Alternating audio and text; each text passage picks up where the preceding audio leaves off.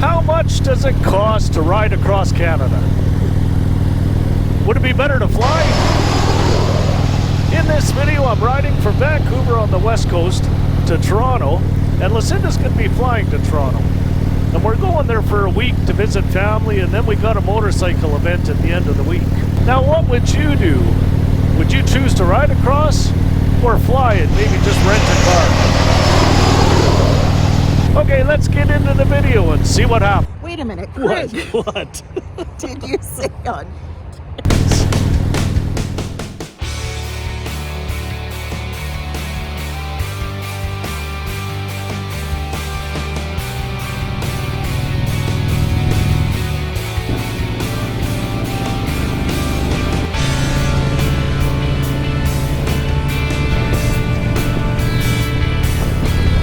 Am I crazy?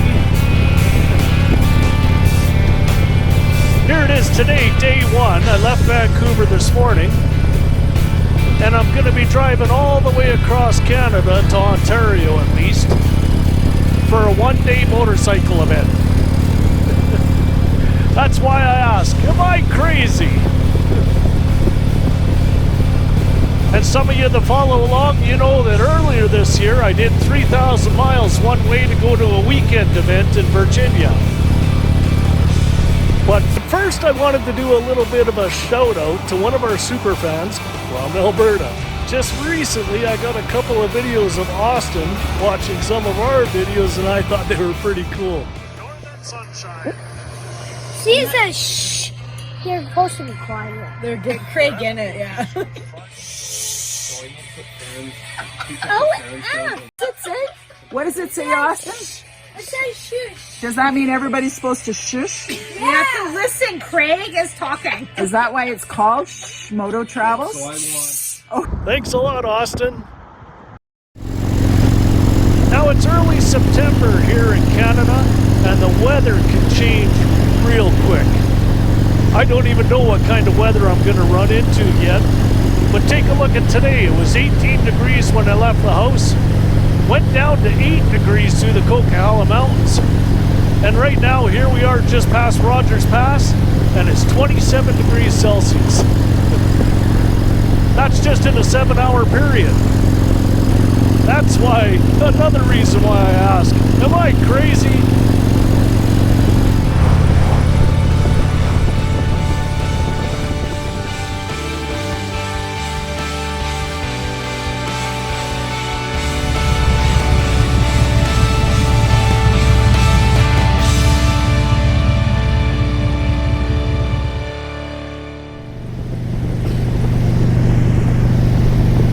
Day two, and it's time to get ready for some long, straight roads.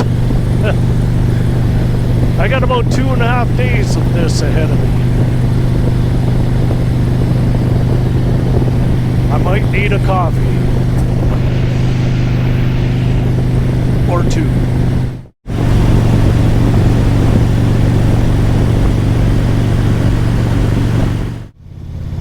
So here's my last little pit stop in Alberta before I cross into Saskatchewan.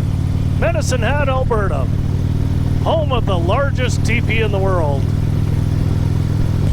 There it is. There's the world's largest teepee.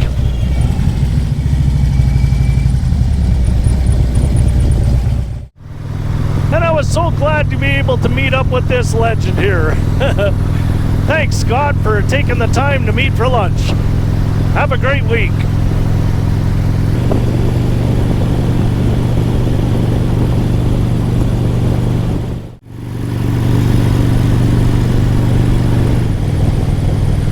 So we're just passing through Moose Jaw, Saskatchewan. And if you take a look over to the right, there is the world's largest moose. I guess there's a friendly competition in a country. We featured it on a video a couple years ago. I'll put a link up here or something. Well, maybe I'll just put a link at the end of the video and you can check out that world's largest moose in Moose Jaw, Saskatchewan.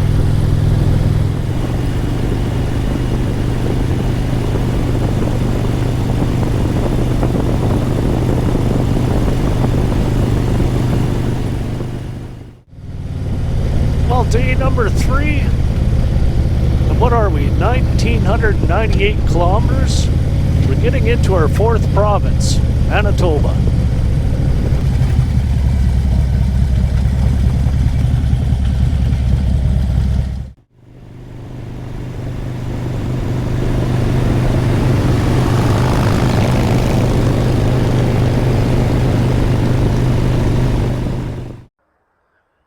Third day of this road trip, and I made it to the center of Canada.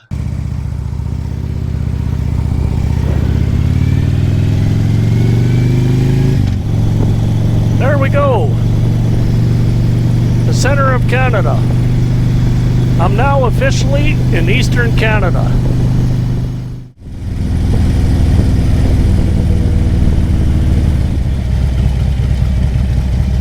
Welcome to Ontario.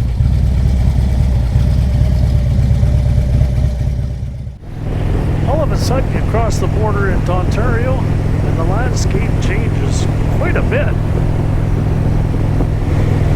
We're not in the prairies anymore.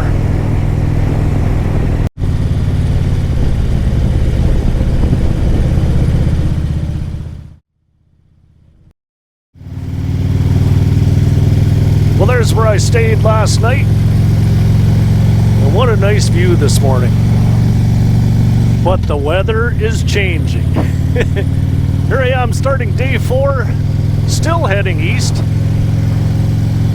And it looks like we might have a few showers today. And it's starting to get a bit cooler too. It's only 18 degrees Celsius this morning. Okay, time to ride around the lake.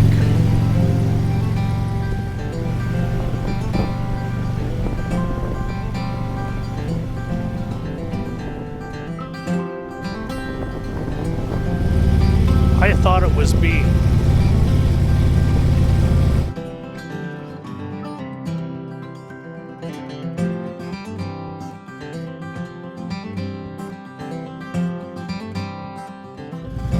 Day 5 on this road trip, and I start the day in Wawa, Ontario.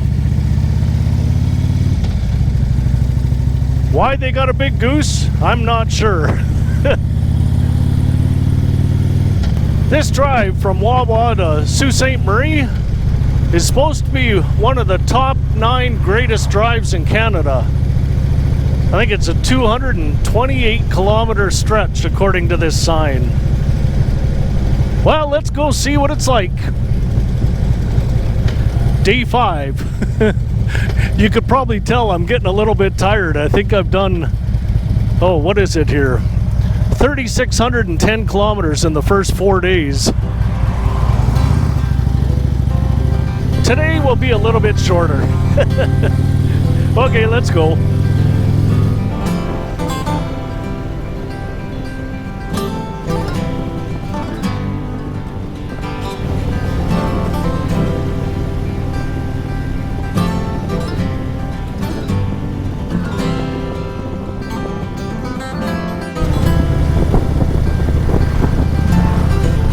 Coming into Sault Ste. Marie now, so I finished that road from Wawa to Sault Ste. Marie, and that was a nice road. I don't mean to be a road snob, but I don't know if it's the 9th greatest in Canada. I can list off about a dozen that I really liked. Anyhow, not to put that one down, it was nice.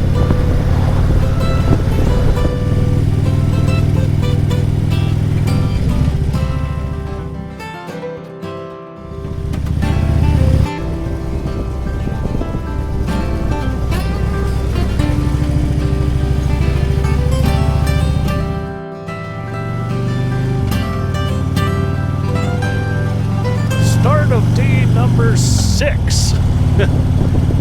Had a pit stop there at the Rock Harley Davidson. The bike was due for a service, and I was running about a liter low on oil, so instead of just paying for a liter, I decided to get the service done. They were good enough to get me in right away, so it worked out really well. Now I'm back on the road, last day to the destination. And it's a little colder today. It started out raining today. It's supposed to rain later. So far, so good.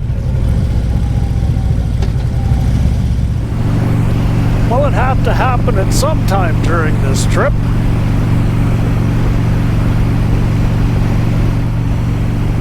$4,447 kilometers into the trip, and I finally hit rain.